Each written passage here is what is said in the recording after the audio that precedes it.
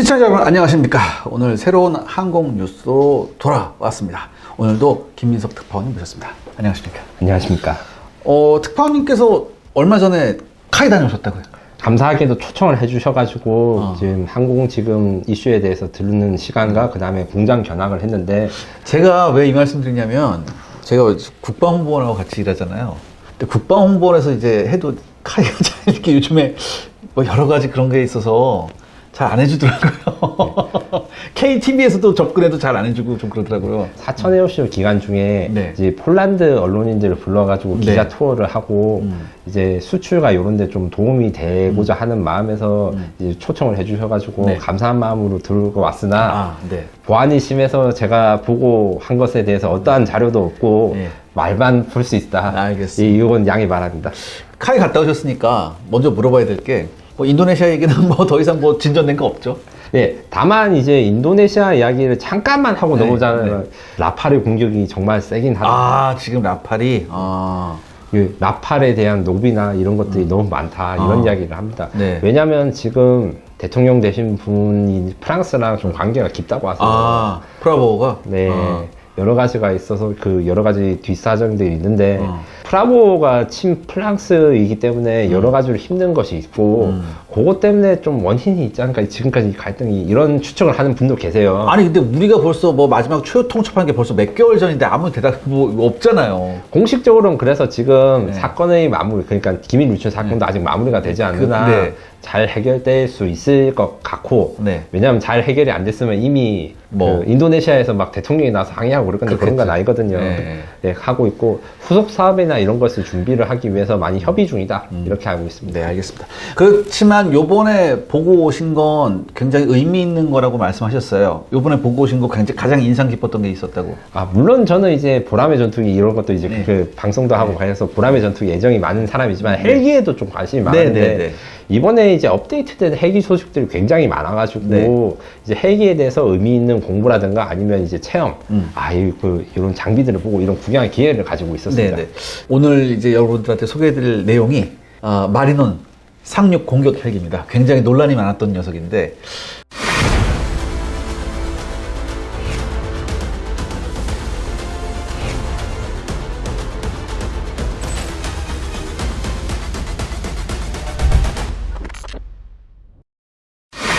일단 그거 직접 보시고 여러 가지 말씀을 들었다고 제가 들었거든요. 네. 상륙 공격 헬기가 지금 완성이 다 돼가고 있는 거라서 네. 제가 한번 보고 왔고요. 네. 다른 분들도 여러분 보시고 가셨다고 해요. 네. 그러니까 해외 파트너를 포함해서 국내 언론분들께서 네. 이게 조만간 선을 보일 수 있지 않을까. 그리고 상당히 완성이 되어 있다. 그렇게 되어 있는데 네. 여기 아무래도 논란이 많고 네. 이거보다 사실 바이퍼를 도입했어야 됐다. 이런 이야기가 네. 워낙 많다 보니까 네. 저도 나름대로 공부하고 찾아를 봤는데 네. 그래도 아직까지 생각하기에는 그 마리논 상륙 공격이 잘한 결정이 아니었나 이런 생각을 가지고 돌아왔습니다. 사실 2021년에 저희 채널 개국한 지 얼마 안 돼서 제가 마리논에 대한 영상을 한번 올린 적이 있었어요. 또 도대체 왜 마리논을 선택해야 됐을까? 그리고 이거 과연 이것을 실제 써야 되는 해병대가 원하는 거였나? 뭐 해병대 의견은 어떻고, 그 다음에 여러 가지 뭐 마리논의 성능에 관한 뭐 방어력이랄지 공격력이랄지 이게 어쩔 수 없이 이게 수송 헬기가 기반이 됐기 때문에 여러 가지 이런 얘기를 한번 다룬 적이 있었는데 그게 벌써 2021년이니까 벌써 한 3년 전입니다. 그럼 그 3년 동안 이제 공격 헬기로서 이제 나왔는데 좀 변화가 좀 있었나요? 처음 했을 때보다? 기술적인 내용을 확인한 결과 바이퍼가 강점이라고 했던 부분이 엄청나게 그렇게 뛰어난 건가. 아파치가 물론 우리 마리논 상륙 공격 헬기보다 뛰어난 거는 확실한 것 같아요. 네. 그런데 이게 바이퍼의 경우에는 조금 다르지 않았나, 우리가 바이퍼를 너무 고평가하지 않았나 이런 생각을 하게 됐습니다. 네. 가장 큰 이슈가 이제 여러 가지 한번 이제 훑고 지나간 이슈 중에 기동성이 떨어진다 이런 게 있었는데 뭐 상승력 같은 거 얘기. 과거의 상승력 같은 거 지금 다른 매체나 이런 것에도 이미 보도가 돼서 오해가 해소된 부분이지만 상승력 같은 경우에 비교를 잘못해가지고 마리논이 너무 떨어지게 나왔는데 그렇죠. 실제로는 크게 차이가 없었다. 왜냐하면 엔진이 갖고 메인 로터의 그 힘, 그러니까 핵심적인 동력원이 비슷하기 때문에 그렇게까지 차이가 안 난다 이런 것도 확인할 수 있었고 장갑 같은 경우에도 아파치의 장갑 방어력이 강한 건 맞아요. 23mm 기관포를 방어할 수 있는데 네네. 마리논과 그 다음에 바이퍼의 경우는 거의 비슷하다. 네. 그리고 제가 확인한 바로는 네. 이 조종석의 추가 장갑판이 이제 기존 마리논이나 이제 수리온보다 강력하게 설치된 게 맞다. 그래가지고 이제 조종석이나 이런 것에서 조종사들의 몸을 보호할 수 있도록 설정이 돼 있어요. 대충 그럼 한 20mm까지 막을 수 있나요? 그것은 아니고 14.5mm 정도까지만? 예. 그리고 이제 기존의 수리온 그런 것보다 개량돼가지고 원래 조종석에서 딱 앉으면 이제 문을 닫고 할 때 방탄판을 딱 접고 이렇게 앉아야 돼요. 그런 거 같은 경우에는 요 팔 부분 이런 것까지 장갑으로 보호를 하게 된 거죠. 그렇군요. 자, 그런데 이제 그럼에도 불구하고 아쉽다는 얘기가 굉장히 많았어요. 그러니까 이게 공격 헬기라고 부르지 말고 차라리 무장 헬기로 불러라 이런 얘기가 있었는데 직접 보셨고요. 또 잘한 결정이라고 말씀하셨는데 왜 잘한 결정이었는지. 그래도 공격 헬기에서 지금 현재 가장 중요한 것은 뭐냐? 화력. 그 중에서도 원거리 공격 능력. 그렇죠. 예. 전투기로 치면 BVR 능력이라 해서 암람 미사일을 지금 저희가 다루기도 했듯이 장거리 공격 능력을 해서 선빵을 한번 치고 하는 게 중요한데 우리 청검 미사일의 경우에는 이미 상륙 공격 헬기 말고 LH에서 지금 양산이 되고 있어서 그 이야기도 조금 할 건데 청검 미사일 성능이 워낙 좋기 때문에 요거를 잘 활용할 수 있는 국산 플랫폼으로 해병대 상륙 헬기를 하는 점이 나왔다. 그 다음에 LAH보다 훨씬 더 강력한 무장 탑재 능력과 전투 능력을 가지고 있다. 요렇게 설명할 수 있을 것 같습니다. 아, 그래요? 그럼 저기 뭐야, 아쉬운 점도 있을 거 아니에요? 아쉬운 점은 못생긴 게 있다는. 아니, 농담. 아니, 실제로 이제 실물을 보면 터프하다고 생각이 드는데. 그럴듯해요? 저도 사실 뭐 이렇게 전시회 같은 데 가서 뭐 실물 모형을 보긴 했거든요. 옛날에 람보라는 영화에 보면 그때 당시 80년대 아프간 전쟁을 구현할 때 미르 24 하인드 헬기를 구할 수가 없어서 미국이 푸마 헬기를 공격 헬기로 개조한 게 옆에다 이렇게 해가지고 람보를 이제 막아서고 막 이런 장면인데 그거랑 굉장히 비슷하고요. 람보를 막았었던 그 헬기 이런 게 비슷하고 기본적으로 성능이 무기는 효율성과 기능 그 다음에 가격대 성능비 운용 유지 비용이 가장 중요한데 상륙 기동 헬기랑 플랫폼이 같다. 그 다음에 해병대 소해 헬기랑 같은 플랫폼을 쓴다는 점에서 이 운영 우주에서 장점. 유지 정비가 훨씬 용이하다. 그리고 유지 정비가 용이한 건 단순히 돈을 줄이는 것이 아니라 전쟁이 나거나 실제 작전을 운용했을 때 작전 가동률이 올랐습니다. 이런 게 있고 성능도 많이 올라가서 LH의 경우에 아무래도 크기가 작다 보니까 무장 탑재력이 한계가 있는데 청검 미사일 8발, 그 다음에 로켓 런처 7발짜리 2개, 그 다음에 미스트랄 미사일 4발 요걸 달고 이제 갈 수가 있고 향후에는 이제 카이가 말하기로는 ALE라고 있어요. 공중 발사용 드론 같은 건데. 뭐 멈티 말씀이시죠? 네, 그렇습니다. 그것도 지금 열심히 만들고 있다. 그게 되면 이제 20-30km 밖에 있는 적들도 원거리에서 제압이 가능하다. 1970년대, 80년대에는 가장 그 공격 헬기 위협이 쉴카 기관포였어요. 그렇죠. 사거리 2km 이렇게 되는 애들이 해서 쉴카는 레이더를 쓰긴 하지만 광학 조준기를 가지니까 표적이 얼마나 넙대대하게 보이지 않는가. 요게 중요하다 보니까 이렇게 얇아졌는데 지금 현재 상태에서는 그게 큰 의미가 있나 싶나. 그러니까 뭐 한 10km 밖에서도 미사일을 쏠 수 있고 그렇게 하니까.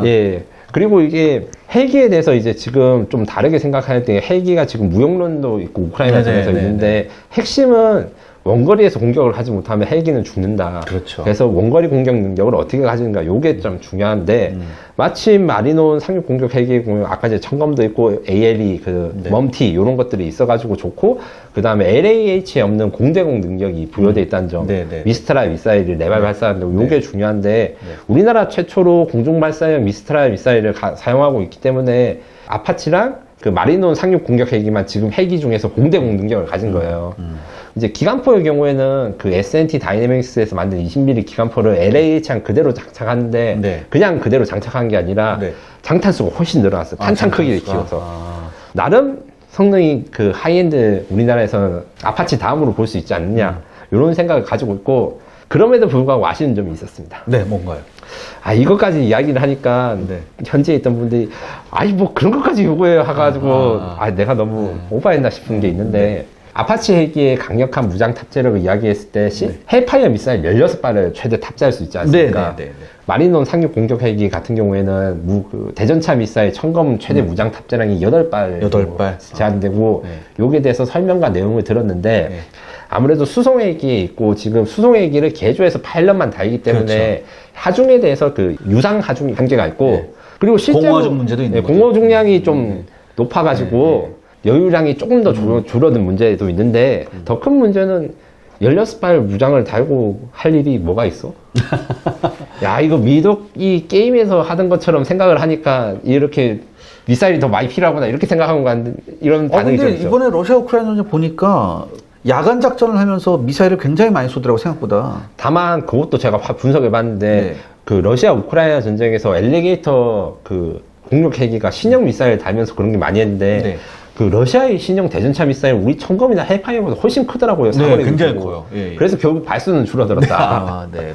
해병대 상륙 공격 헬기가 다양한 무장을 장착하거나 이럴 수도 있고 저는 개인적으로 생각에는 이게 대항 공격이나 이런 능력도 해상 작전 헬기처럼 가졌으면 좋겠는데 그래서 조금 더 많은 무장 탑재랑 이런 걸 바라고 있으나 지금 현재 수리온 상륙 공격 헬기 후속으로 지금 준비하고 있는 게 수리온 성능계량 사업인데 네.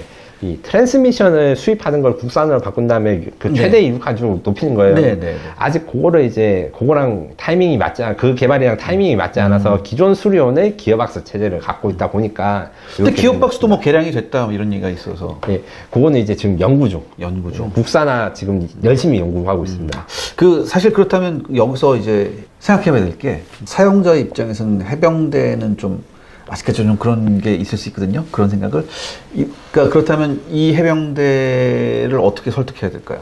저는 결국 그게 카이가 열심히 하는 수밖에 없다. 그리고 열심히 한 그 역사가 있다. 이렇게 생각을 하고요. 네. 여기에 관련돼서도 비교적 솔직하게 답변을 받을 수 있었는데 저희가 안타깝게도 마리논 그 추락 사고가 있지 않습니까? 그렇죠. 거기에 관련해서 이제 카이가 많은 반성을 하고 해병대가 다시 안심하고 작전에 투입될 수 있도록 많은 노력을 했어요. 그러면서 이제 돌아가신 분들이나 이런 분들에 대해서는 굉장히 안타깝게 생각하고 그렇죠. 반드시 재발되면 안 되는 그런 잘못된 사고라고 생각을 하지만 재발 방지랑 그다음에 문제점 개선에 노력하기 때문에 이렇게 이제 해병대 상륙 기동 헬기 다음으로 이렇게 해병대 상륙 공격 헬기 그다음에 소해 헬기까지 해군이 선택하게 됐다. 저는 이렇게 생각합니다. 제가 그 현장에서 여기 이 방산 전시회 현장에서 그 담당자한테 물어봤을 때 그 담당자가 일단은 이 마리노는 일단은 과도기적이다라고 저한테 얘기를 한번 했었어요. 왜냐하면 UH-1도 전쟁 중에 급조를 해서 AH-1을 만들었듯이 마리논도 그런 게 조금 아쉽지 않느냐 얘기했을 때 우리나라가 헬기 제작 기반이 전혀 없는 상태에서 이게 들어왔는데 헬기 제작 노하우가 굉장히 취약하고 제작 기반도 충분치 않은 상태에서 이걸 단시간 내에 뭐 커브라 만들듯이 하는 건 무리였다. 그렇기 때문에 과도기적으로 봐달라라는 얘기를 저한테 했거든요. 물론 이 얘기를 저한테 함으로써 그분이 굉장히 많이 회사에서 혼났다고 하는데 실제로는 네. 그 저희도 기술력이 있긴 했으나 비용 대 효율을 생각해가지고 이런 결정이 난 거고요. 과거에는 그 마리노를 사용한 그 코브라랑 비슷한 네. 그 한국형 루이볼크 네, 이런 네, 표현을 네, 했었어요. 네. 이런 완전 개조요. 네, 네, 그 다음에 조종성만 바꾼 한국형 하이드. 팬덤으로 딱 해가지고, 예. 이런 것도 있었는데 비용 대 효과를 생각했을 때 그렇게 개조해서 얻는 이득보다 그 실제 생존성에 대한 효과가 크지 않기 때문에 지금과 같은 방향으로 됐고 그리고 이게 향후에는 저는 이게 수출도 잘 될 거라고 생각해요. 제가 그 얘기 여쭤보려고 했어요. 왜냐면 이게 지금 우리나라 해병대가 쓴 건 24대밖에 안 되잖아요. 근데 이거 만들 때 공격 헬기의 트렌드가 예전 같지 않기 때문에 이거 수출도 충분히 가능성이 있다는 얘기를 했거든요. 근데 수출이 좀 전망을 좀 밝게 보시는 거예요? 정확히 말하면 이제 해병대 상륙 공격 헬기가 그대로 수출될 것인가 요거보다는 그거랑 비슷한 여러 가지 버전들이 수출 시장에서 두각을 나타낼 수 있다.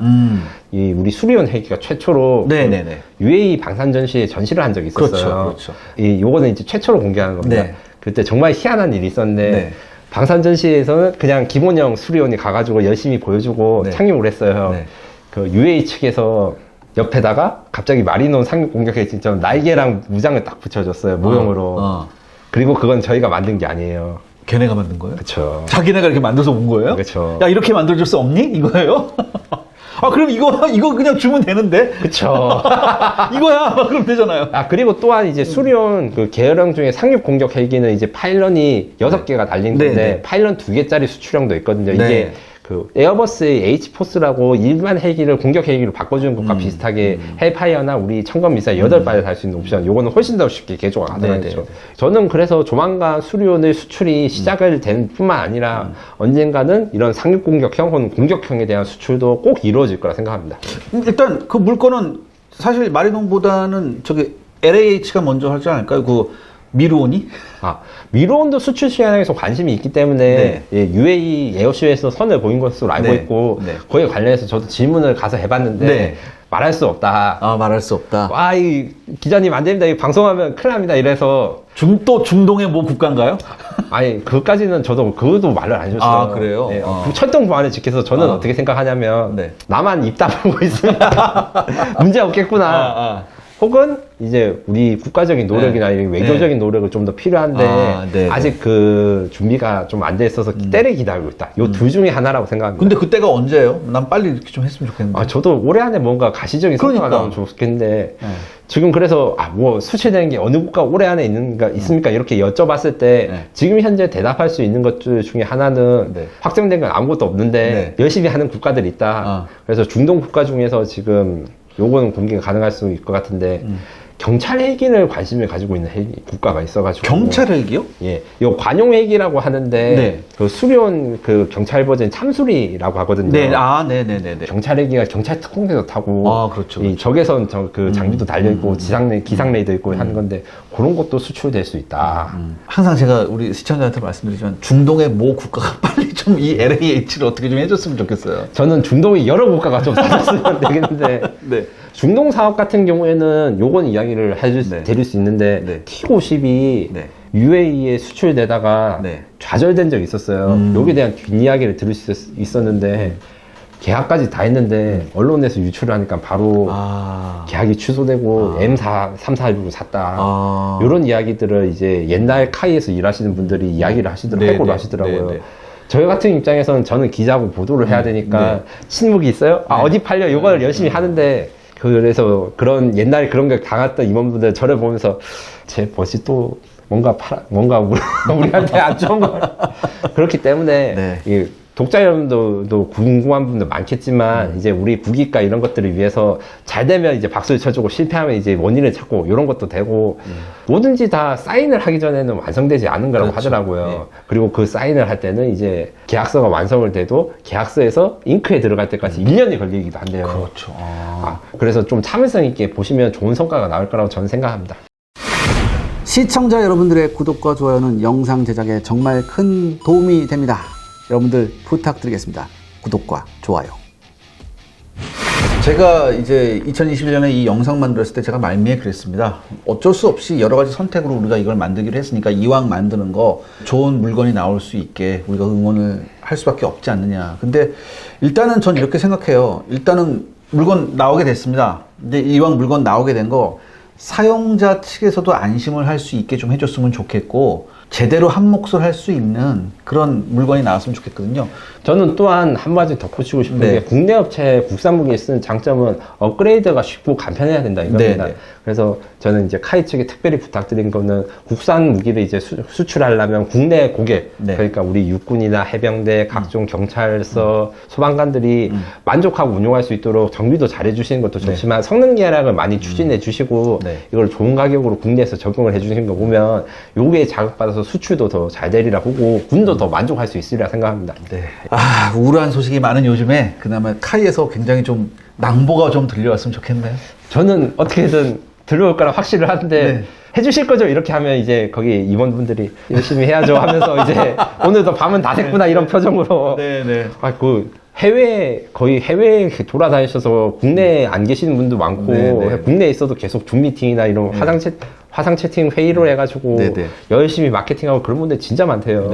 덧붙이고 싶은 게 너네들은 방위 사업을 키우는 게 국방력을 키워야지 장사를 하려고 수출부터 먼저 챙기냐. 아니 우리나라 물량을 빼가지고 수출국에 먼저 주면 어떡하냐 이런 지적들도 있는데 저는 거기에 대해서 일부 사실이 있을 수 있다고 생각하지만 결국 방위 사업에서 우리가 군에게 좋은 무기를 주려면 수요가 많아야 되고 판매량이 많아야 그만큼 이제 그 단가를 맞출 수가 있어요. 그래서 방산 수출이 우리나라 국방력 강화랑 분리된 것이 아니라 하나의 몸으로 됐다는 걸 꼭 알아주셨으면 좋겠습니다. 알겠습니다. 자, 오늘 우리 김민석 특파원님 모시고 카이 얘기 그리고 우리 마리논 얘기 한번 해봤습니다. 정말 좋은 결과가 빨리 좀 나왔으면 좋겠습니다. 그래서 좀 우울한 마음이 조금 씻겨졌으면 좋겠어요. 자, 오늘 나오셔서 정말 감사합니다. 감사합니다. 자, 그럼 다음 시간에 여러분 또 좋은 소식으로 찾아뵙겠습니다. 감사합니다. 최근 정말 감동적인 일이 있었습니다. 우리가 관광지로 많이 가는 곳이죠. 바로 태국에서 한국의 한 행보로 크게 감동을 받았다는 소식인데요. 태국 방코에서 북쪽 약 70km 매남강 중류에 위치한 도시 아유타야, 바로 이곳에서 있었던 일입니다. 우선 이곳에 사는 노인의 환경은 매우 충격적이고 참혹했습니다. 허름한 판잣집, 이곳은 먼지가 가득한 가구와 쓰레기들이 가득 차 있었고요. 발 디딜 공간조차 없었죠. 그런데 너무 충격적인 건 이곳에서 무려 13명의 대가족이 생활하고 있었다는 것입니다. 그리고 그 주인공은 바로 이분이었습니다. 70년 만에 확인된 6.25 전쟁 참전 용사. 93세 태국 참전 용사는요, 21살의 나이에 한국의 파병을 와 처음 느낀 혹독한 추위 속에서 한국을 위해 싸워준 감사한 영웅이었습니다. 그러나 정전 후 가난 속에서 빈병과 오래된 물건을 팔아오며 10명이 넘는 가족들의 생계를 책임져 왔고요. 현재 집세마저 올라 가족이 집에서 쫓겨나야 할 상황입니다. 이분은 지원을 알아보다가 6.25 전쟁 참전 용사임이 밝혀진 것인데요. 한국과 태국 그 어느 곳도 모른 채 이런 삶을 살아왔다는 사실이 참 큰 충격이었습니다. 그런데 여기서 발벗고 나선 기업이 있습니다. 이제는 여러분께도 익숙한 6.25 참전 용사 후원 기업 인프레시가 그 주인공인데요. 인프레시는 오랜 시간 아무런 지원을 못 받아왔을 차름 셋 당 참전 용사를 위해 즉시 태국으로 향했습니다. 그리고 태국에 도착한 이들은 그에게 현실적인 지원을 하기 시작했습니다. 후원금 전달과 가난이 이어져 제대로 된 교육 환경을 못 갖춘 채 자랄 손자, 손녀들에게 장학금을 전달한 거였죠. 차름 셋 당 참전 용사는 얼굴도 이름도 모르는 한국인이 찾아와 도움을 준 것에 감격해하며 매일 가슴에 품고 지니던 참전 증서를 꺼내 6.25 전쟁 참전 당시의 이야기를 한창 꺼냈다고 하는데요. 그리고 이 영화 같은 감동 스토리에 태국인들은 열광하였고 한국에 감사를 표했습니다. 인프레시가 한국은 물론이고 에티오피아, 필리핀, 콜롬비아까지 직접적인 후원을 진행하며 정말 한국의 위상을 높이는 선한 기업의 표본을 보여주고 있습니다. 지금도 다른 기적을 창출하기 위한 준비 중에 있으며 이들의 행보는 정말 끝이 없다고 말할 수 있을 정도인데요. 그리고 모두와 함께 후원을 하고 싶다는 마음으로 현재 6.25 참전 용사에게 후원되는 볼캡을 출시하여 그들의 희생과 헌신을 영원히 기억하고자 펄럭이는 태극기와 함께 Things to Remember, 기억해야 할 것들이란 메시지를 넣어 6.25 전쟁 역사를 알리고 있습니다. 그리고 이 모든 후원을 기업명이 아닌 한국인들의 이름으로 진행하고 있는데요. 이번 태국 참전용사 후원 역시 한국인들의 이름이 전달되었고요. 그는 한국인의 이름을 부르며 자신을 잊지 않고 찾아와준 한국이란 나라에 큰 감사를 표하셨습니다. 많은 분들의 동참이 어려움을 겪는 해외 참전용사분들께 큰 힘이 될 것 같습니다. 볼캡의 구매처는 고정 댓글에 남겨두겠습니다. 많은 관심 부탁드립니다. 감사합니다.